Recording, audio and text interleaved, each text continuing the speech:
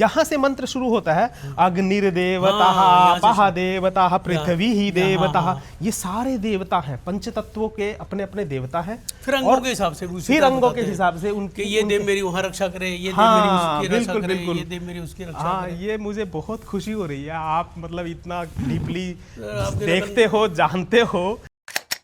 नमस्कार, प्रेरणा वाणी केंद्र से मैं जय भगवान सिंगला और हमारे साथ हैं हमारे साथी अरुण प्राचा जी। प्राचा जी, ये जो प्रश्न उपनिषद पे चर्चा हो रही है ना जी, वैसे तो सारी चर्चाएं रोचक रही, लेकिन ये चर्चा अपने आप में ज़्यादा रोचक है जी।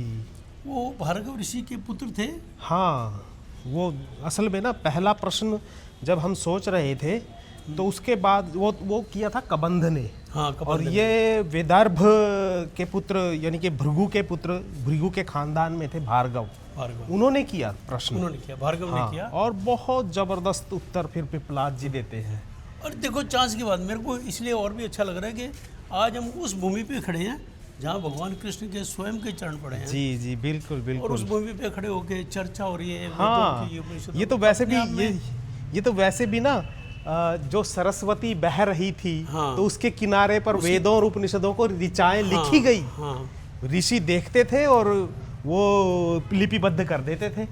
तो उन्हीं पे आज हमारी ये तो ऋषियों को, हाँ बिल्कुल, ऋषियों को नमस्कार करके जब वो 6 कुमार पिपलाद के यहाँ गए, और पिपलाद ने भी पूरी, जिसको कहे ना, ईमानदारी से, प्रामाणिकता से और विनम्रता से उनको कहा कि जब मैं, यदि मुझे ज्ञात है तो मैं उत्तर दूंगा, और नहीं ज्ञात है तो मैं आपका टाइम वेस्ट नहीं करूंगा। ये कितनी बड़ी, मतलब आजकल कौन करता है? आजकल तो ना इंटेलेक्चुअल बैंक्रप्सी है। और उनके पास ये इंटेलेक्चुअल इतनी जबरदस्त प्रामाणिकता थी कि उन्होंने बोल दिया।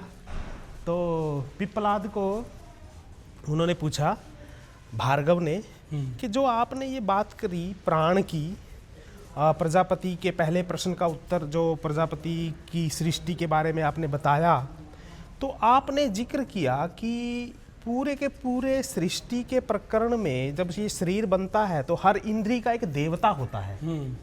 तो वो देवता जो हमारे शरीर के हर एक इंद्रिय तत्व के आधिपत्य देवता है, उसमें से सबसे बड़ा देवता कौन है? पहला प्रश्न तो ये था। फिर दूसरा ये था कि उन देवताओं, वो देवता काम क्या करते हैं? और तीसरा ये था कि मान लो कोई सबसे बड़ा उनका जो देवता है, यदि वो इस शरीर में नहीं रहेगा तो बाकी के देवता काम करते रहेंगे क्या? अच्छा, करेंगे कि नहीं करेंगे? हाँ, तब पिपलाद उनको एक उदाहरण, बनी हुई घटना जो बताते हैं कि एक बार क्या हुआ, सारे के सारे जो शरीर के शरीरस्थ देवता होते हैं, जैसे श्रोत्र का देवता है, जैसे इसका आँखों का देवता है, ऐसे हमारी पूजा में आता है। हाँ, जो हम पूजा करते हैं, हाँ जी, उसमें आता है। हाँ, हर एक देवता को, हाँ बिल्कुल, यहाँ से मंत्र शुरू होता है, अग्निर्देवता, देवता, पृथ्वी ही देवता। ये सारे देवता हैं, पंच तत्वों के अपने अपने देवता हैं। फिर अंगों के हिसाब से, उनके, ये देव मेरी वहाँ रक्षा करे, ये देव मेरी उसकी रक्षा करे, ये देव मेरी उसकी रक्षा करे। हाँ, ये मुझे बहुत खुशी हो रही है, आप मतलब इतना डीपली देखते हो, जानते हो। और ये नहीं, नकल नहीं सर, ये मैं मतलब इसमें आश्वस्त इसलिए हूँ कि हमारे हर घर में ये जो अनुष्ठान चला करते हैं, तो उसमें से मान लो 8 मेंबर हैं, 8 मेंबर में से एक मेंबर तो ऐसा होगा जो डीपली माइन्यूटली उनको ऑब्जर्व कर रहा है, जैसे आप, और वहाँ से उठाते हैं, फिर लेते हैं, और पूरी परंपरा आपने कई लेख पढ़े हैं जी। नक्श से लेकर शिख तक जो है ना, हाँ, वो सारे देवताओं को रक्षा करने के लिए बोलते हैं, करते हैं, बिल्कुल प्रणाम करते हैं। जी जी जी, क्या बात है। तो सर फिर आगे तो क्या हुआ, उसने अपने सभी के सभी देवता बोलने लगे कि ठीक है, हम सबसे श्रेष्ठ हैं। आँख का देवता बोलता है मैं श्रेष्ठ हूँ। अच्छा। उसका हस्त का देवता बोलता है मैं श्रेष्ठ हूँ। सारे के सारे देवता श्रेष्ठ बोलने लगे। तो प्राण ने खड़ा होकर कहा, रुक जाओ, मैं क्या करता हूँ, मैं उदान का रूप ले लेता हूँ। फिर देखते हैं। और उदान का रूप का मतलब है वो बाहर निकलने वाला। हाँ, फिर जब देखते हैं प्राण बिल्कुल उठने लगा और सिर के ऊपर आ गया, तो उन्होंने कहा कि नहीं, सबके सब बाहर निकलने लगे। तो उन्होंने कहा रुको रुको, आप ही हैं सर्वश्रेष्ठ। हाँ, क्योंकि जब आप निकल रहे हैं तो हमें भी ऐसा लगता है कि हमारा कुछ बचा ही नहीं, अस्तित्व ही नहीं बचा।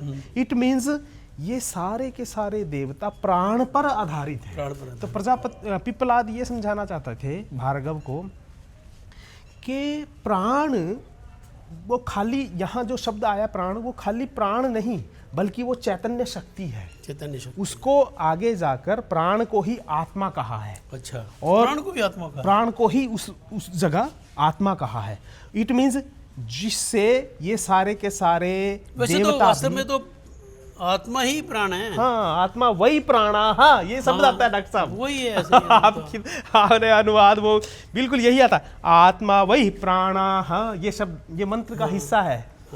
तो चूंकि सारे अंग प्रत्यंग जहाँ से वो एनर्जी लेते हैं, यदि वो ही नहीं रहेगा शरीर में तो वो जड़ हो जाएगा। तो पिप्पलाद ये समझाना चाहते हैं कि इस शरीर को संभालने वाला, इतना ही नहीं, शरीर का पृथ्वी के साथ का संबंध, शरीर का सूर्य के साथ का संबंध, शरीर का अग्नि के साथ का संबंध, शरीर का जल के साथ का संबंध, सभी के सभी बीच में जो मध्यस्थ है, यानी कि उनको जोड़ने वाला उनका प्राण है। तो प्राणो वही सर्वाहा, सबका जो सर्वोच्च देवता है वो प्राण है। तो इस प्रकार से उसका शंका का समाधान निवारण कर दिया। जी जी। और मैं समझता हूँ कि दूसरे उत्तर हमारे दर्शकों की भी शंका का निवारण हो गया होगा। और फिर अगले एपिसोड की तैयारी करते हैं। आज का एपिसोड ये था। प्रणाम। जी जी, नमस्कार।